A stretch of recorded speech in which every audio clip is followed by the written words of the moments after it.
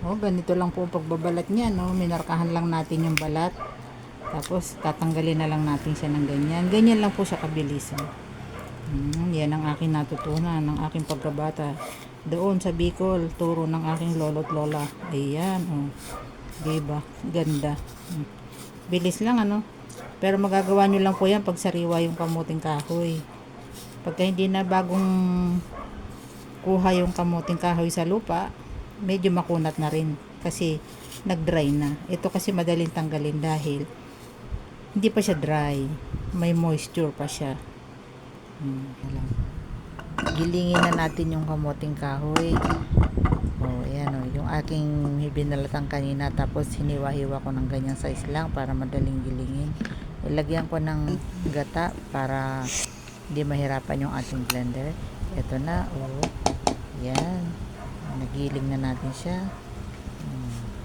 Yan na yung ating 1 kilot kalahating kamuting kahoy na binalatan at giniling na. Hello mga padaba! Ito yung ating binlender na kamuting kahoy.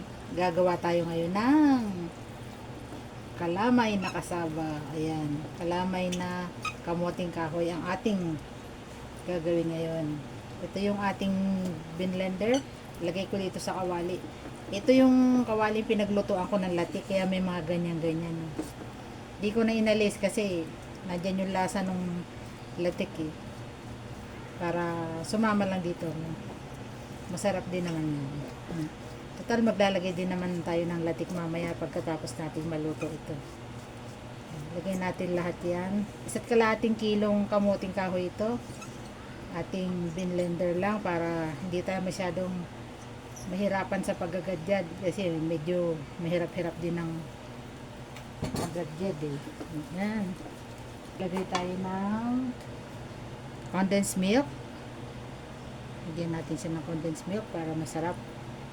Yung tamis niya masarap.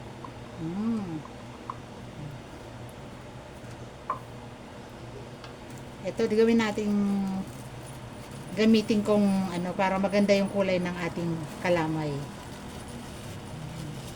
Yan muna, titikman ko mamaya kung okay na. Pag hindi pa, dadagdagan.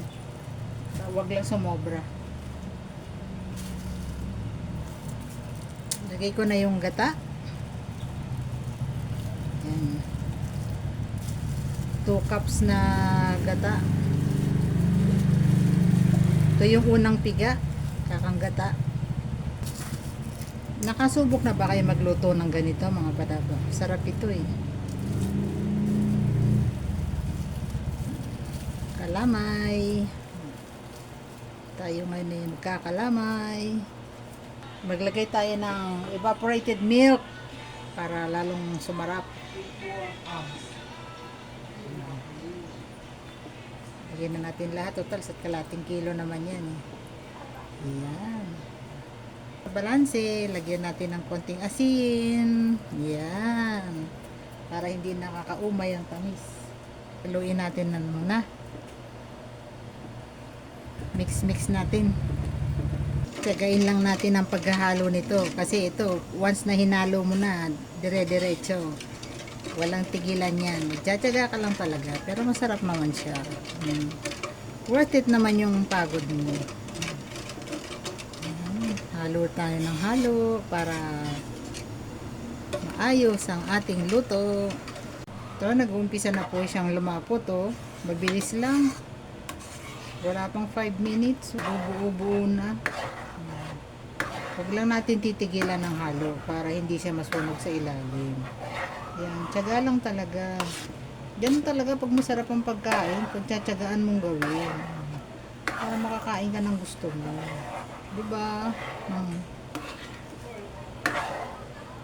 Ang may tiyaga, may masarap na kasaba kalamay.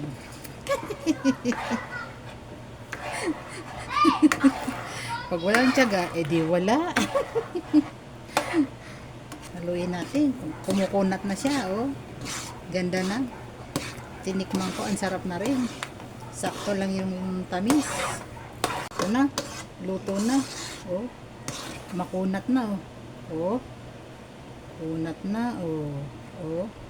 Ganda. Okay na to. Palalamigin lang natin. Tapos may merienda na tayo. Okay na. Lagyan natin ng latik. Toppings natin yung latik na ginawa ko kanina. Para lalong sumarap pag kinain natin mamaya. Yan. Malutong-lutong yung ating latik. Oh. Ganda ng kulay. Brown sugar ang ginamit ko dito sa kasaba kasi para hindi naman maputla. Ganda. Dagdagan natin dito. Yan. Gawa kayo nito mga padaba. Dali lang gawin. Okay. Salamat po. Salamat sa panonood. Thank you for the support. Sa hindi pa po mga subscribe na po, like and share na rin para updated sa lahat ng ating mga lulutuin dito sa ating Bicolanas Cooking. Blah blah blah. Sasalin na natin dito yung ating naluto. Malamig na siya para matikman na natin. Yan. Oh, ganda. Beautiful. Ay. Diba? Tikman na natin siya kung masarap. Hiwa tayo. Tikman natin to. Yung ating luto na ayan. Ito.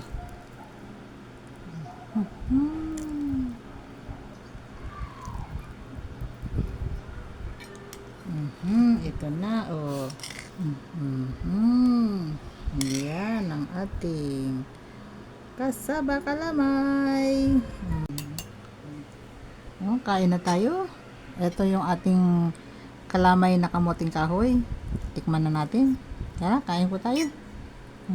Unang subo po para sa inyo.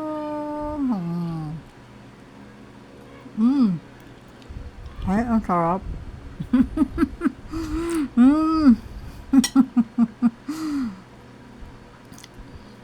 Ang sarap.